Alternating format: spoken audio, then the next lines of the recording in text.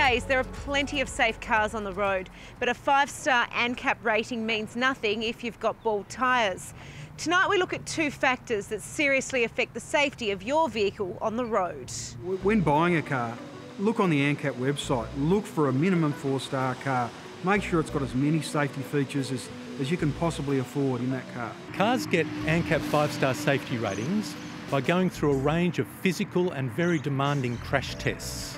Crashes from the front, from the side, we look at pedestrian testing, we look at whiplash, and then we apply the same sort of assessment to all the safety assist technology. We then apply it against our rating scale and issue what will hopefully be a 5-star ANCAP safety rating. Young people are overrepresented in crash statistics.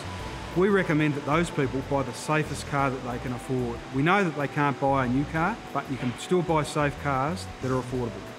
People looking for a car that maybe can't afford a new one should be looking for ANCAP ratings for vehicles that we rated perhaps 3 or 4 or 5 years ago. They will still have a 5-star rating, but they won't have all the electronic gadgetry that you see in vehicles today.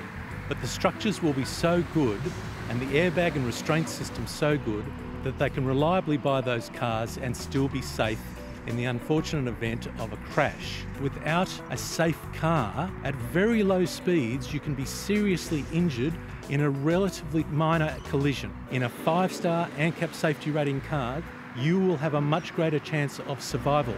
Consumers should always look to 5-star ANCAP safety ratings. Roadworthiness is about keeping the vehicle to the standard to which it was built, keeping things within their wear limits and tolerances. I do my job as a transport inspector because I'd like to have an influence on road safety. I think that it's important to educate people how to keep a vehicle roadworthy. You've got a broken light lens there and also your indicator at the back's not working. You can have all the crashworthiness features you like, but failure to maintain the vehicle roadworthy, have good tyres, you'll still get into trouble. So in wet weather, that sort of tyre would be extremely dangerous because you've got no grip against the road. It becomes quite expensive if people don't carry out basic inspections and maintenance on their vehicle. And not only incur a fine, but it's quite dangerous. And I guess a fine would be the least of somebody's problem as opposed to having a crash in an unroadworthy car. The next time you get behind the wheel, ask yourself, how safe is your car? Having a car that's roadworthy and crashworthy is your best chance of ensuring your survival in the event of a crash.